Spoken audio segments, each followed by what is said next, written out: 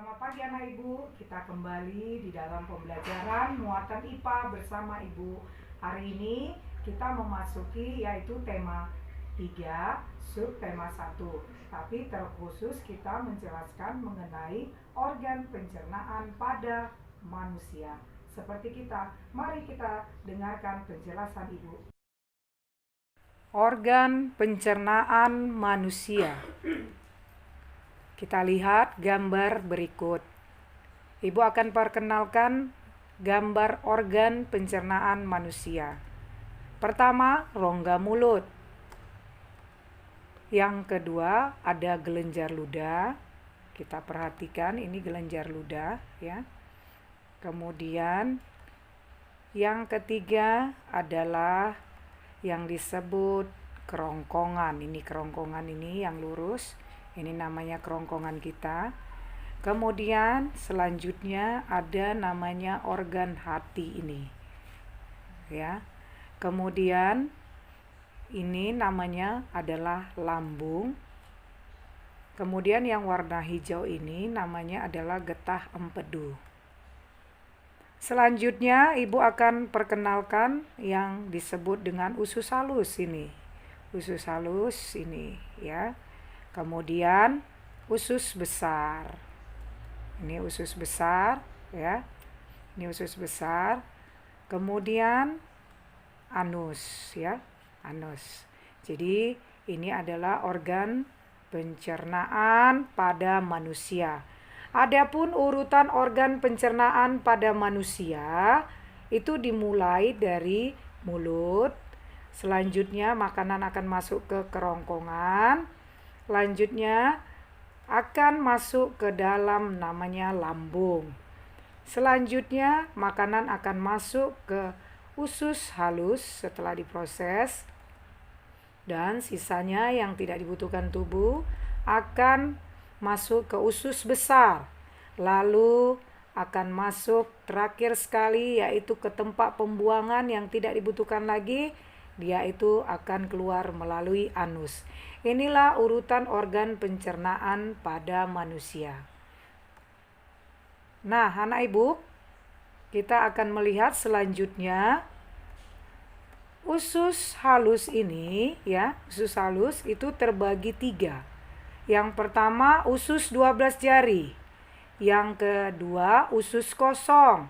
Yang ketiga usus penyerapan. Disinilah di usus penyerapan sari makanan akan dicerna.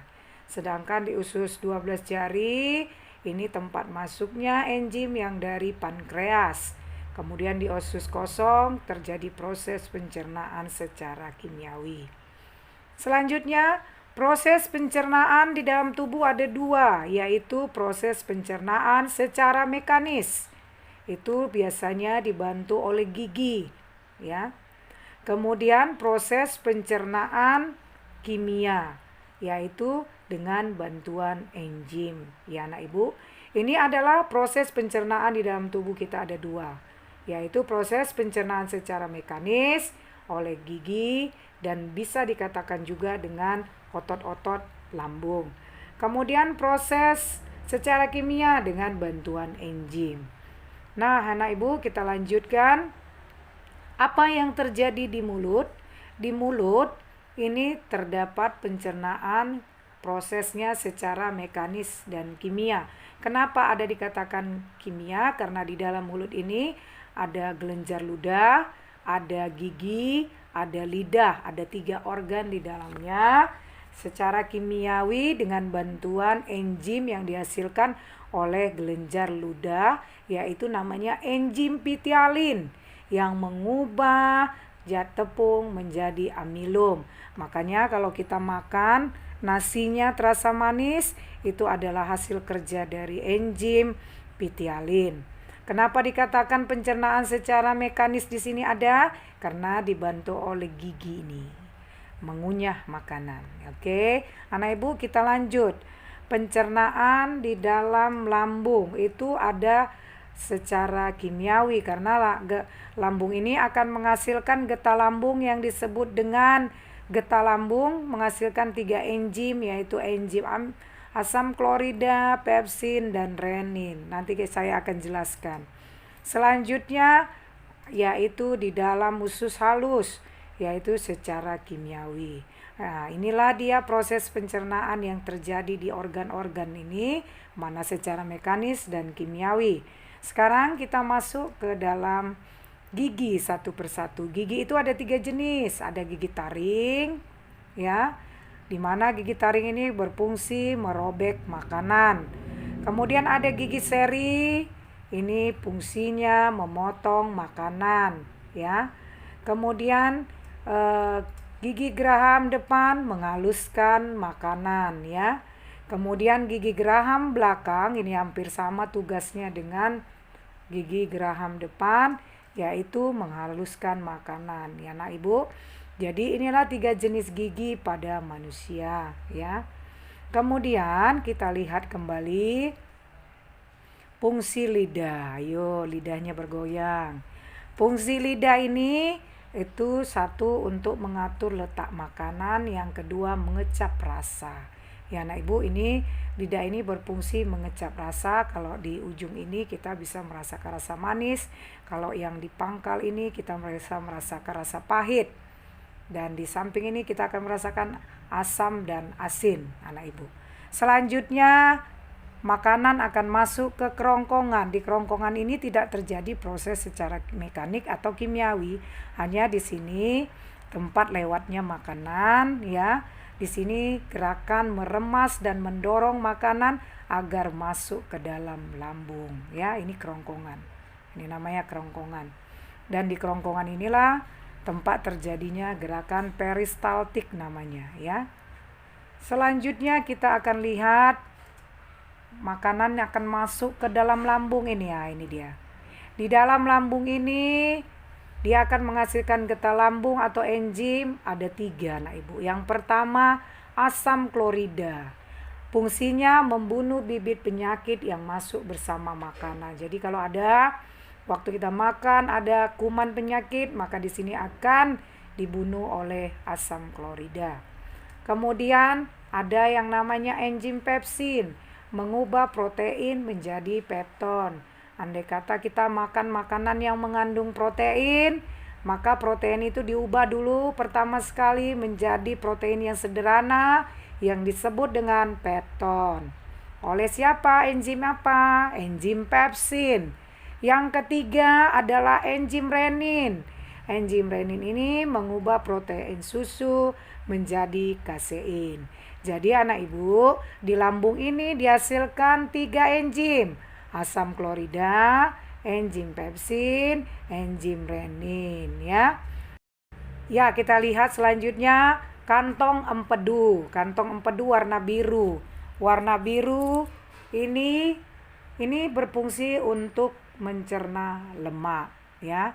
Kemudian ini kita lihat ini namanya getah pankreas atau organ kelenjar pankreas.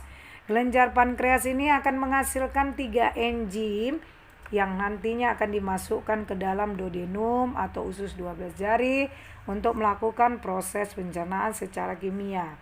Enzim apa saja itu? Enzim amilase, berfungsi mengubah zat tepung menjadi zat gula. Yang kedua, enzim tripsin, berfungsi mengubah protein menjadi asam amino. Yang ketiga, enzim lipase, berfungsi mengubah lemak menjadi glycerol.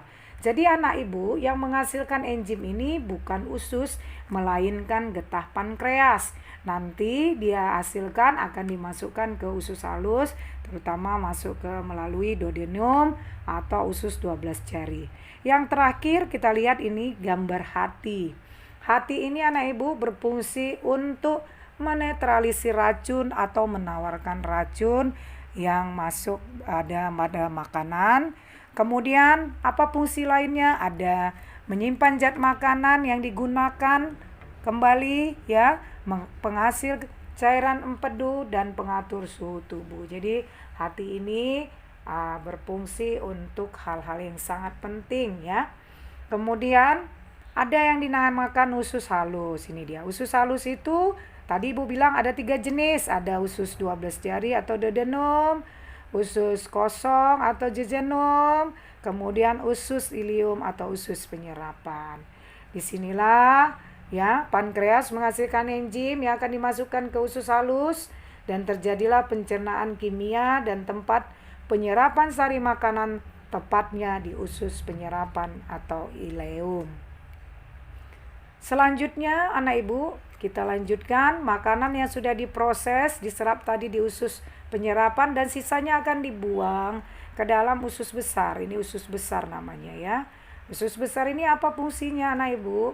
Fungsinya adalah menyerap cairan vitamin dan mineral dari sisa makanan yang masih kita butuhkan. Jadi kalau masih ada vitamin, cairan mineral yang masih dibutuhkan, dia akan diserap kembali oleh tubuh. Kemudian apa lagi fungsi yang lain yang tak kalah pentingnya adalah tempat pembusukan sisa makanan oleh bantuan bakteri Escherichia coli. Jadi makanan akan dibusukkan di sini ya. Anak ibu, ini dia usus besar kita, maka sisanya nanti akan dibuang ke rektum dan akhirnya dibuang melalui yang namanya anus. Ya, jadi anus berfungsi sebagai tempat pembuangan feses dari tubuh kita. Anak ibu, kamu sudah menyaksikan penjelasan ibu. Semoga kamu dapat memahami dan mengerti.